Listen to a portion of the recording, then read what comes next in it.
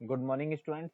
हम inorganic chemistry का हमारा 7 चैप्टर केमिकल इक्विलिब्रियम पढ़ रहे थे, जिसे हमने आयनाइजेशन कांस्टेंट ऑफ वाटर तक कंप्लीट कर लिया था।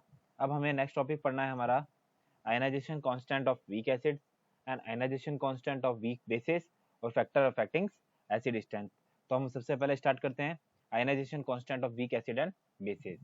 When is a 1 mole solution not a 1 mole solution, यानी क्या हो गया, अगर हमें ionization constant of weak acid और वीक बेसिस को पढ़ना है, जिसके अंदर हम सॉल्यूशन जो है हमारा 1m यानी 1m मोलरिटी का अगर लेते हैं और अगर 1m मोलरिटी का नहीं लेते हैं तो क्या डिफरेंसेस होते हैं। At 1 mole solution is prepared by dissolving 1 mole of acid और 1 और base in water and adding enough water to fill up a volume of 1 litre exactly. यानी अगर हमें 1m का सॉल्यूशन बनाना है तो हम क्या करेंगे, 1 लीटर का वॉल्यूमेट्रिक फ्लास्क लेंगे, जिसके अंदर हमें 1m का एसिड का बनाना है तो एसिड लेंगे 1 मोलरिटी का, और 1m का बेस लेंगे और उसको डिसॉल्व कर देंगे 1 लीटर वॉल्यूमेट्रिक फ्लास्क के अंदर, और बाकी जो रिमेनिंग बचेगा उसको वाटर से फिलअप करने के बाद हमारा 1m का सॉल्यूशन तैयार हो जाएगा।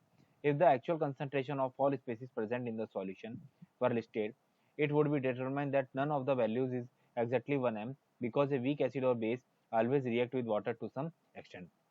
अगर हम उसको बिल्कुल एग्जैक्ट बनाएंगे तो भी हम अगर उसकी क्वांटिटी को चेक करेंगे तो वो बिल्कुल सेम डायरेक्टली वैसी की वैसी हमें गेट नहीं होती है। क्यों? क्योंकि जो वीक एसिड्स और वीक बेस होते हैं वो वाटर के साथ कुछ ना कुछ क्वांटिटी के अंदर रिएक्ट हो जाते हैं, जिससे क्या होता है, उसकी जो अपन एग्जैक्ट क्वांटिटी डालेंगे हमें वो एग्जैक्ट क्वांटिटी वापस से गेट नहीं होती है।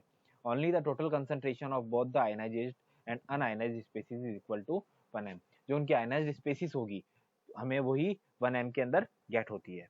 The analytical concentration is defined as the total concentration of all forms of an acid or base that are present in a solution regardless of their state of proportion। यानी जो actual concentration क्या होगी, उनके आयनाइजेशंस के acids और base के equal होती है। Thus, a 1m solution has an analytical concentration of 1m, which is the sum of the actual concentration of unionized acid or base at the ionized form. जो actually क्या होगी, जो हमारी 1m की concentration होगी analytical concentration, वो किसकी होगी, जो एक्चुअल कंसंट्रेशन है अनआयनाइज्ड एसिड्स और बेस के उनके इक्वल होगी, जो कि वाटर के मॉलिक्यूल के साथ आयनाइज नहीं हुए हैं उनके साथ ही हमारी कंसंट्रेशन इक्वल होती है। Ionization constant of weak monoprotic acids and bases. हमने 1m का सॉल्यूशन इसलिए लिया था क्योंकि हमें इसको समझना है आयनाइजेशन ऑफ एसिड और बेसिस को, कि क्या होता है वीक एसिड्स और वीक बेसिस क्या होता है। क्योंकि वो क्या करेंगे, जो भी हमारा वाटर मॉलिक्यूल्स है या किसी के साथ हम इनको डिसॉल्व करेंगे तो वो क्या हो जाएंगे, इजीली उनके साथ रिएक्ट हो जाएंगे, लेकिन उनकी जो थोड़ी सी क्वांटिटी है वो क्या करेगी, वाटर के साथ रिएक्ट कर लेगी, जिससे वो डाइल्यूट हो जाएंगे या कंसंट्रेट हो जाएंगे। इसके थ्रू ही हमें पता लगा सकते हैं कि कौन सा एसिड डाइल्यूट हो रहा है या कौन सा एसिड या बेस स्ट्रॉन्ग हो रहा है। The ionization constant of for weak monoprotic acid and bases. The equation for the ionization of acetic acid, अगर हम इक्वेशन लेते हैं जो कि हमारा क्या है, वीक एसिड है CH3COOH, अगर हम उसको वाटर में डिसॉल्व करेंगे, क्योंकि हमें क्या करना है, कोई भी सॉल्यूशन तैयार करना है तो वाटर के अंदर डिसॉल्व करेंगे, इस तरीके से वो क्या हो जाएगा, आयनाइज पार्टिकल ब्रेक हो जाएगा। The equilibrium constant for this reionization is expressed as, we can define a new equilibrium constant for weak acid equilibrium Ka लेंगे। the acid ionization constant using the definition क्या हो जाएगी, हमारा जो symbol लेंगे ionization constant के लिए वो क्या यूज करेंगे, हम Ka करेंगे। the larger the Ka value the stronger the acid and the higher the equilibrium H plus ion। the larger Kb value the stronger the base and the higher the equilibrium of OH। क्योंकि Kb हम किसके लिए use कर रहे हैं, base के लिए कर रहे हैं, और Ka हम यूज कर रहे हैं एसिड के लिए। एसिड के लिए यूज करेंगे तो H प्लस आयन की कंसंट्रेशन जितनी इंक्रीज होगी उतनी ही Ka की वैल्यू इंक्रीज होगी, और Kb हम बेस के लिए यूज कर रहे हैं, अगर Kb की वैल्यू इंक्रीज होगी तो हमारा बेस स्ट्रॉन्ग होगा, और बेस स्ट्रॉन्ग होने के लिए OH की कंसंट्रेशन हमें ज्यादा चाहिए। अब acid bases and ionization constant, अगर हम स्ट्रॉन्ग एसिड को स्ट्रॉन्ग बेस से रिएक्ट कराएंगे तो क्या हो जाएगा, हमारा वीक एसिड और वीक बेस गेट हो जाता है। Acid and base strength can be compared by using Kb value। the larger the Ka और Kb value the more product forward the direction dissociation। यानी अगर Ka Kb हमारा strong होगा तो हमारा डिसोसिएशन क्या होगा, जल्दी होगा। an acid base equilibrium always favor the side with the weaker acid and base। यानी जो हमारा इक्विलिब्रियम होगा वो एसिड और बेस का वो क्या करेगा, वीकर साइड और बेस को ज्यादा फेवर करता है।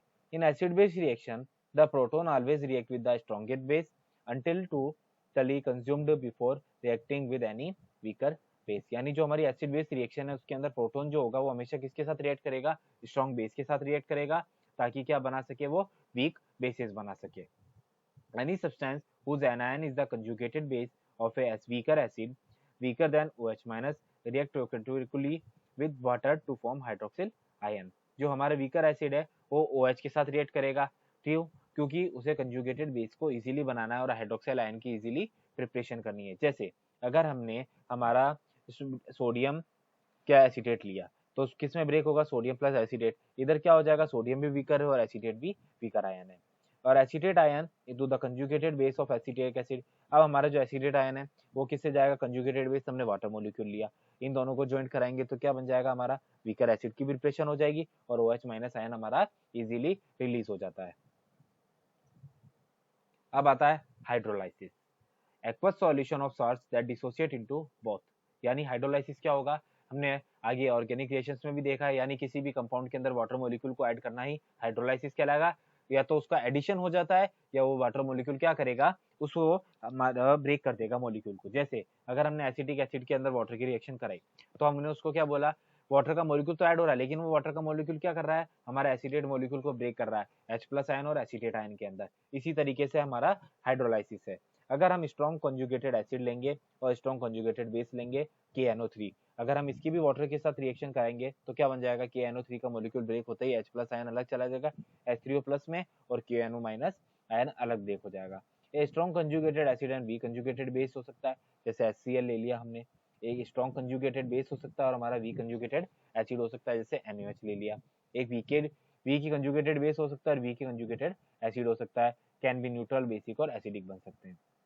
The comparison of the value K and KB determining the pH in solutions की अगर हम देखा जाए, K बेस और K एसिड, यानी KB is equal to KB कब होगा, जब न्यूट्रल सॉल्यूशन बन जाएगा, जैसे NH4CH3COO। अगर हमारा KB इंक्रीज है Ka से, यानी हमने स्ट्रॉन्ग बेस लिया और वीक एसिड लिया है, और अगर हमारा KB is less than Ka है तो हमारा बेस स्ट्रॉन्ग है और हमारा एसिड हमारा बेस वीक है और हमारा एसिड स्ट्रॉन्ग है। ये उसके तीनों एग्जांपल्स हैं।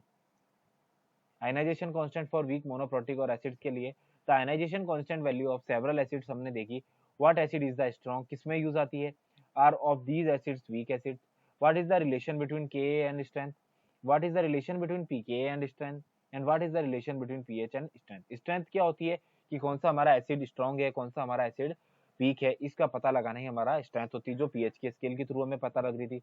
अगर हमने जैसे एसिटिक एसिड लिया जिसका मॉलिक्यूलर फॉर्मूला क्या होगा, CH3COH, उसके लिए Ka की वैल्यू गेट होती है 1.8 इंटू 10⁻⁵, उसके लिए pKa की वैल्यू आ जाएगी 4.7 और हमारी pH वैल्यू क्या आ जाएगी 2.4। अगर हमने नाइट्रस एसिड लिया HNO2 तो उसके लिए Ka की वैल्यू 4.5 इंटू 10⁻⁴ होती है, क्योंकि एसिड है तो इनकी सारी Ka की वैल्यू आएगी। pKa की वैल्यू इसके लिए 3.3 आती है और pH की वैल्यू 1.7 होती है। अगर हाइड्रोफ्लोरिक एसिड लिया HF, उसके लिए 7.2 इंटू 10⁻⁴, जिसके लिए pKa की वैल्यू 3.1 और pH की वैल्यू कितनी आएगी 1.6। अगर हम हाइपोक्लोरस एसिड लेते हैं HClO तो उसके लिए 3.5 इंटू 10⁻⁸ उसकी Ka की वैल्यू, pKa की वैल्यू 7.5 हो जाएगी और हमारी pH की वैल्यू 3.7 हो जाएगी। अगर हम हाइड्रोसाइनिक लेते हैं HCN तो उसके लिए क्या होगा 4.0 इंटू 10⁻⁻10 Ka की वैल्यू, pK की वैल्यू 9.4 हो जाएगी और pH हमारी 4.7 हो जाएगी। इस तरीके से अगर हम आयनाइजेशन ऑफ वीक एसिड्स को देख सकते हैं। अब आता है आयनाइजेशन कांस्टेंट हमने for weak monoprotic acids and bases in math के फॉर्मूले में कैसे लेते हैं। To determine the ionization constant you need the analytical concentration of the acid और base, one must be able to measure the concentration of a least one of the species in the equilibrium constant expression in order to determine the value of K and Kb। यानी अगर हमें किसी भी ionization constant की values को gate करना है, चाहे वो K हो या Kb, हमें उनमें से एटलीस्ट एक की कंसंट्रेशन का पता होना जरूरी है। अगर हमें एसिड की Ka की वैल्यू गेट करनी है तो हमें H प्लस आयन की कंसंट्रेशन का गेट होना या उसके अंदर जो दूसरा मॉलिक्यूल है हमारा बेसिक, उस मॉलिक्यूल की कंसंट्रेशन होना का पता होना जरूरी है। मतलब हमें दोनों में से किसी ना किसी कंपाउंड की कंसंट्रेशन का पता होना जरूरी है। To determine ways to obtain the concentration, सबसे पहले हम क्या करेंगे, by measuring the electrical conductivity of the solution which is related to the concentration, total concentration of the ions present. अगर हम इलेक्ट्रिकल कंडक्टिविटी निकाल लेते हैं जो इलेक्ट्रिकल कंडक्टिविटी होगी हमारी, वो टोटल कंसंट्रेशन जो आयंस है उनकी जो आयंस की कंसंट्रेशन होगी उसमें प्रेजेंट उसके इक्वल होगी। या अगर हम क्या कर सकते हैं, bye measuring the pH of the solution, कैसे कर सकते हैं, H+ और OH- के थ्रू हम उसकी पीएच को गेट कर सकते हैं। Ionization constant for weak monoprotic acid, let's look at the percentage ionization of two previous weak acids as a function of their ionization constant. अगर हम एसिटिक एसिड लेते हैं और HCl लेते हैं जो हमारे वीक एसिड है, अगर इनकी Ka की वैल्यू हमें 1.8 इंटू 10⁻⁵ मैंने आपको पहले भी बताई है, उसके लिए H+ आयन की जो कंसंट्रेशन होगी 1.6 इंटू 10⁻³ होगी। उसी से हम क्या कर सकते हैं, पीएच की वैल्यू निकाल सकते हैं, किस तरीके से, minus log H+ ion concentration करके। तो उसकी जो परसेंटेज आयनाइजेशन होगी वो कितनी होगी, 1.1 होगी। अगर हम ऐसे ही HCl लेते हैं जिसके लिए हमने Ka की वैल्यू पहले गेट की थी, तो उसमें H+ आयन की कंसंट्रेशन इतनी होती है 4.7 इंटू 7.7 इंटू 10⁻⁻⁶, जिससे हम पीएच को गेट करके कितनी निकाल सकते हैं, 5.11।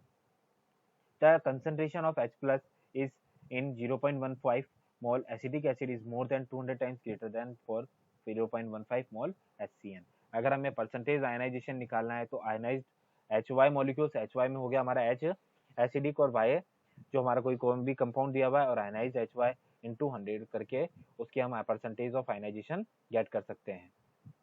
अब आता है acid strength. You are already aware from the terms acid, पता है हमें।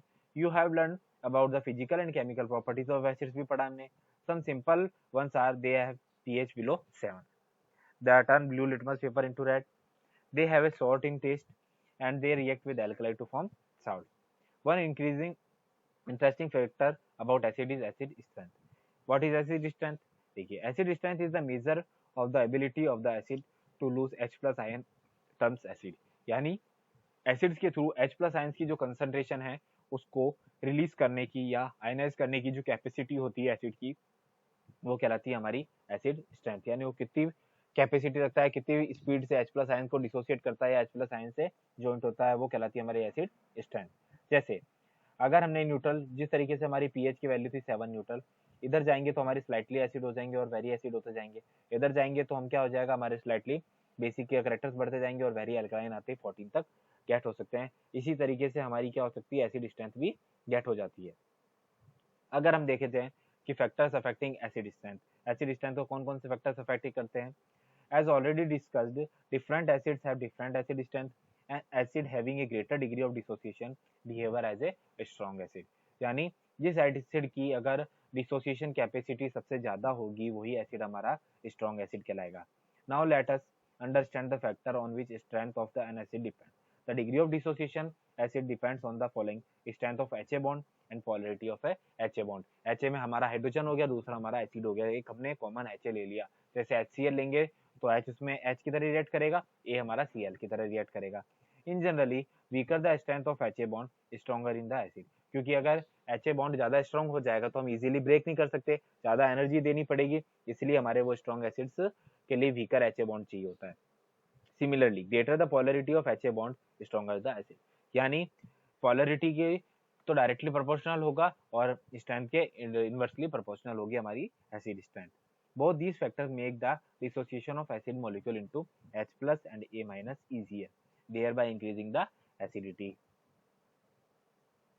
It may be mentioned that here that while comparing elements in the same group of the periodic table, the strength of HA bond is more important factor in detecting the acidity than its polarity. क्योंकि क्या होगा, अगर हम एक ही reverse में चलेंगे तो उसकी जो पोलरिटी है वो क्या होगी, सेम होगी, और अगर ग्रुप्स में अप डाउन जाएंगे तो उसकी पोलरिटी में भी डिफरेंस आएगा, इसलिए उसमें स्ट्रेंथ हमारे लिए सबसे ज्यादा इंपॉर्टेंट फैक्टर होती है। किसके लिए, उसकी एसिडिटी का पता लगाने के लिए।